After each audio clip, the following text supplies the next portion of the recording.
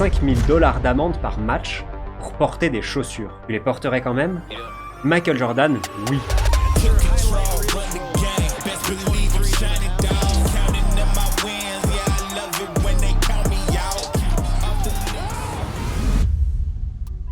La NBA brandit la sanction et Nike colle banni sur l'écran. Une paire de chaussures rouges et noires devient un emblème. Derrière cette icône, il y a une idée qui a retourné le business.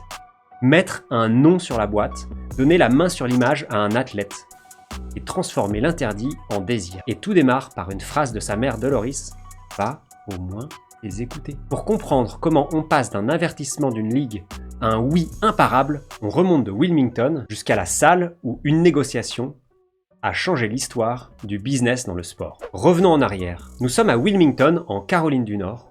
Au lycée Lani, le jeune Michael Jordan est coupé de l'équipe. Il est trop petit. Il rentre chez lui, il avale et il décide de vivre au métronome. Répétition, fondamentaux, silence. L'année suivante, il a grandi. Il s'impose. Et il promet une chose simple. Désormais, c'est lui qui choisira ses moments. Chez les Jordan, deux voix règlent la boussole. Doloris, calme et droite, n'aime ni la confusion, ni les promesses vagues. Elle lit l'intention derrière les sourires. James, le père, est solide, il tranche sans un bruit. Plus tard, on retiendra deux phrases. De Doloris, tu vas au moins les écouter. De James, tu serais fou de ne pas le prendre. Ce duo, c'est un garde-fou. Il protège le joueur de l'euphorie et l'oblige à demander des preuves. L'université devient un laboratoire. Dean Smith lui apprendra la discipline. C'est l'entraîneur qui rendra le talent utile. En 1982, Michael prend le tir du titre NCAA. Le timing est parfait, le tir est impeccable.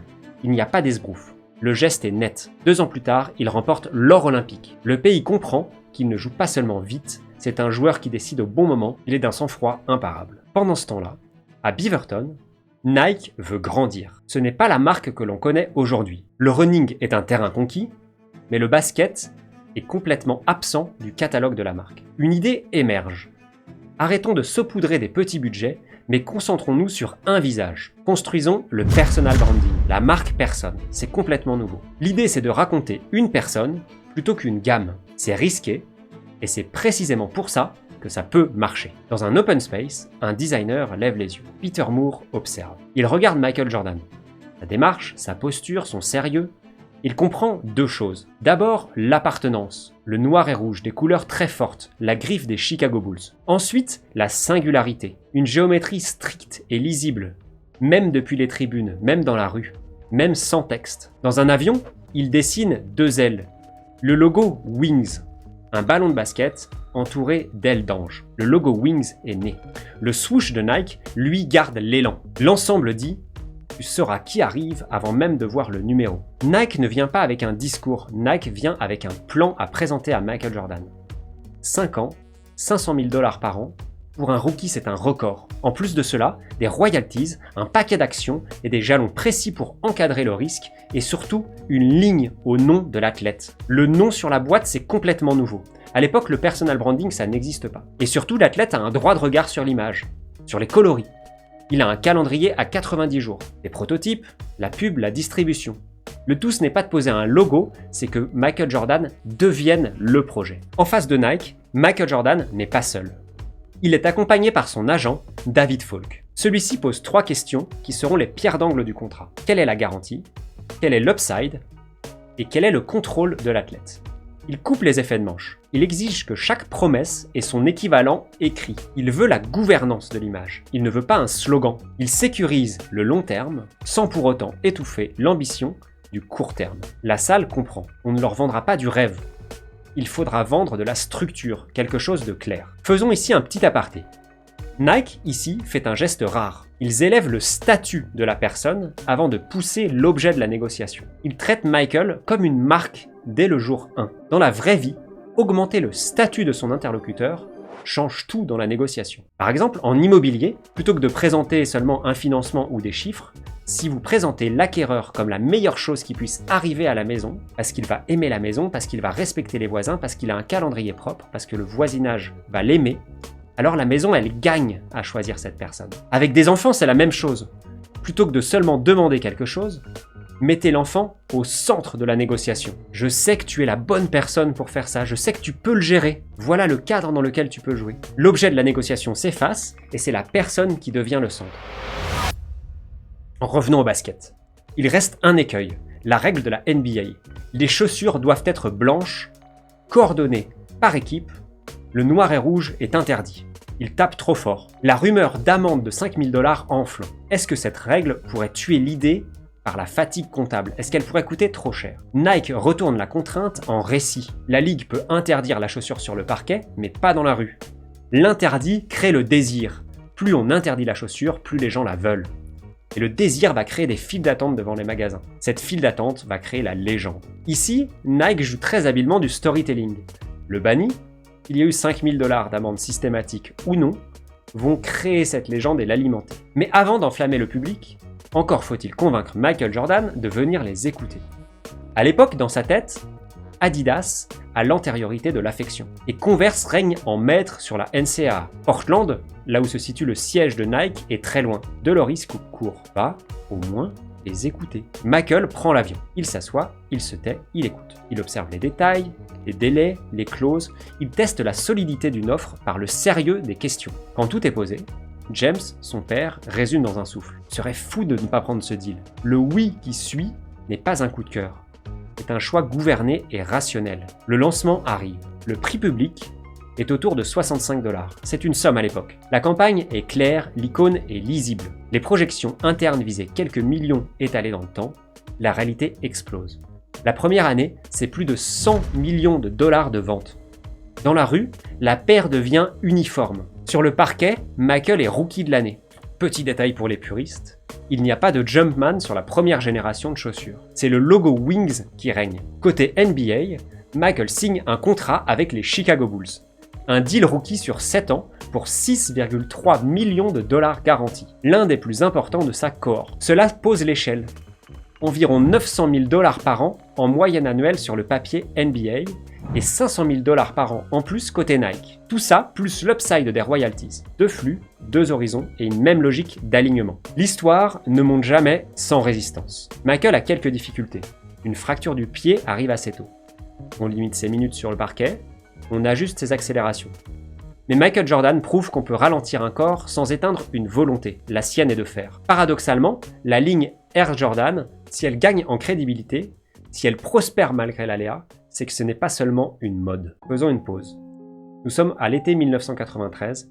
James Jordan, le père de Michael, est assassiné. Le monde connaît Michael, mais là c'est le fils qui vacille. Il quitte le basket et part au baseball, sport de son père. Casquette tirée bas, routine lente, un jeu où l'on respire entre chaque action. Il cherche du silence, il cherche un rythme où la douleur ne décide pas à sa place. Cette parenthèse dit tout. Derrière le compétiteur, il y a un deuil, il y a un humain. Derrière la marque, il y a un cœur. Quand il revient au basket, l'intensité change de couleur. Moins de démonstration, plus de maîtrise. La ligne, elle, continue de tourner. Elle prouve qu'un projet bâti sur une personne peut survivre aux tempêtes de cette personne. Le tout, c'est d'avoir une gouvernance qui soit bien écrite. À Chicago, l'entraîneur qui va façonner la maturité de Michael Jordan s'appelle Phil Jackson. Son triangle oblige le meilleur à partager sans se diluer. Jordan apprend à dominer en circulant, et cela paye. En 1991, 1992 et 1993, c'est un premier triplé pour les Chicago Bulls. Après sa parenthèse, en 96, 97 et 98, encore un triplé. Un soir de fièvre, il joue comme si la température relevait son niveau standard. Un soir à Utah, il arrête le temps et prend le tir qui scelle un règne. Jordan a drive, hangs, fires, scores! He scores! The Bulls lead 87-80. Chaque sommet renforce la grammaire de départ, l'exigence, la décision, la finalité. Chaque titre nourrit la marque qui en retour finance l'écosystème. Prenons le temps d'un aparté et parlons BATNA.